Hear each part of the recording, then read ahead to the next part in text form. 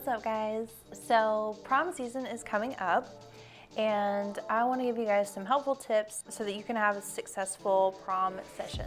I started a series for different subjects related to prom. I also have a free download in the description box that will give you tips and also poses. So it's kind of like a checklist.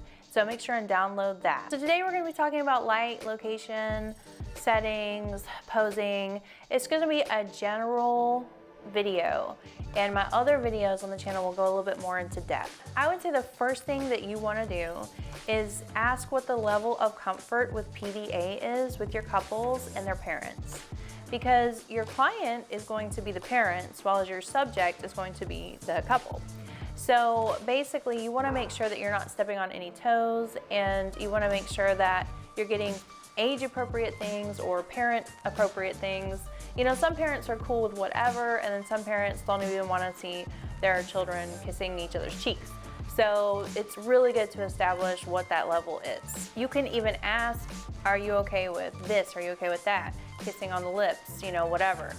Holding the small of the back. Like, just, you can be as specific as possible because you want to make sure that you're not causing any sort of issues with these photos, but that it's just fun and streamlined for your couple and your parents. You also don't want to embarrass your couple, and some of them are awkward, especially the guys. So you just want to make sure and get all of that out of the way. The second thing I would say is bring an assistant. So personally, I schedule my sessions for 15 to 30 minutes because you want to maximize the amount of sessions that you can have in a day.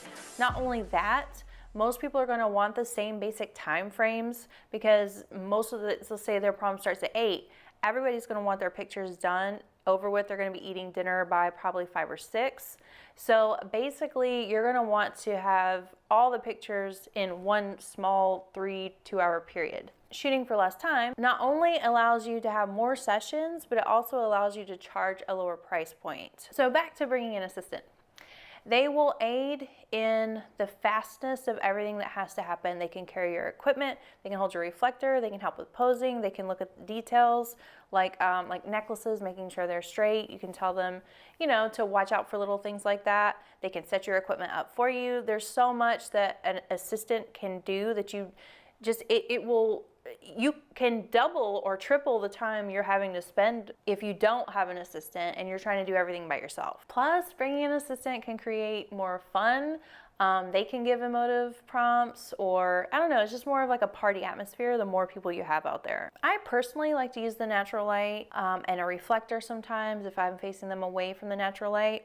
If you're not good at shaping faces with the natural light, like facing them into the sun, especially the time of day you're probably going to be taking these pictures, then I would suggest facing them away from the light and using fill flash or reflector. I am not a fan of even lighting.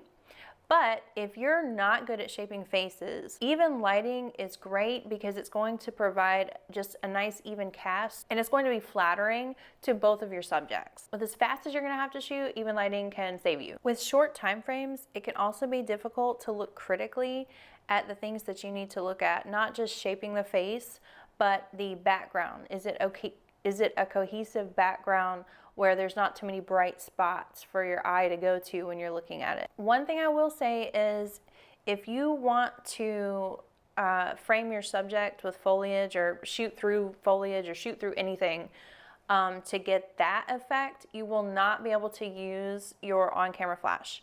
And the reason is because it brightens it, it becomes an eyesore. And you know, when you look at a photograph, your eye goes towards the brightest spot in the photograph. And to me, it just muddies everything up. So if you are going to use on-camera flash, just make sure to know that you need to turn it off if you're going to shoot through things. And in that situation, I of course would suggest natural light or off-camera flash, which you would definitely probably want to have an assistant for that, to make sure that everything is set up and you can do everything really, really fast. Get your subject shot and then move to a different location. And speaking of shooting through things, I want to add that shooting through things adds such variety to your shot. You can have the same poses in one area and then shoot through something in a different location, and it's the same pose but it looks completely different, and it adds variety to your client's gallery. Shooting through things adds closeness, It also adds an intimacy without having to add in any PDA, and it adds some mystery. Because you have less of the scene that's in focus, that's actually shown. You can also accentuate the location that you're in by shooting through things, or you can actually change your location completely. I go more in depth on shooting through things in this video here. So make sure and check that out. When you're using an off-camera flash, I would suggest using TTL only because if you're outside in natural light, the light could be changing very fast, especially if there's clouds or the sun's going in and out, and TTL is just going to help. If you're a complete control freak and you're really, really fast at what you do, then I wouldn't even worry about it. I would try and choose a location that's not too busy, but I would also choose a location that gives you a variety of spots within the same location. For instance, we have a park here that is gorgeous. It has beautiful flowers, spring and summer, beautiful greenery, lots of big trees, lots of water features, waterfalls, fountains, stone bridges, stone walls, brick walls. I mean, the possibilities are like endless with this park. Footpaths, just cute little features. Choosing a location like that allows you to get a variety of your shots really, really fast in that super short time frame you're trying to take pictures in, because you don't have to walk very far to get to a completely different location, it seems like. I recommend shooting with a wide aperture or shooting wide open if you can do that and still get sharp shots. I always shoot like that for the most part, so for me, I've been practicing for years, it's pretty easy. Shooting with a wide aperture creates the closeness, the intimacy, the dreaminess, and you don't have to add in PDA. It allows you to blur out distractions in the background, which will also isolate your subjects more. That's why it creates that closeness or that intimacy. For equipment, I generally like to bring my Z6 because it's so light. Of course, I'll bring a backup like the Z7 or the D850. I also like to use my 85, well previously I used my 85 1.4, but now I have switched to my 85 1.8S for the Z series, so that's the one I'll be shooting with this season. I also bring my 70-200 and shoot at 200 basically, and use it like it's a prime lens at 200. This can be difficult during prom day because people could be walking in and out of your shots and stuff, because you're gonna have to be so far away from your subject. But it really does create that depth that I want. It creates that compression that I want, and I love using it for portraits. I also bring my Omega reflector by GGGGEEEAAARRRR. It is a shoot-through reflector. It is fantastic. It is amazing. I do not leave the house with one of these in my car. I mean, I could use it without shooting with a cell phone. I love my GGGGEEEAAARRR reflector. I may bring a flash just in case I need it. I would bring probably my SB600 and my Gary Fong to put on top of it just in case I needed fill light for something. Or I would turn my flash sideways and bounce it off a reflector or a person with a white shirt to get a little pop of light on the person. And last but not least, we need to talk about posing without too much PDA. Now, I have an entire video dedicated to this, and you can access that here. But I wanted to go into it just a teeny bit on this video since we're talking about the general, how to shoot a prom session. So what I would do is start with basic poses of, say, the couple holding hands, both of them looking at you kind of close, and heads together. Once you've done that pose, you can convert to other poses, and that's what makes it so great. So we're gonna do that, and we're gonna get a close shot of that. Then we're gonna get a mid-range shot. Then you're gonna get far away. So that way you can get a variety of shots with the same pose.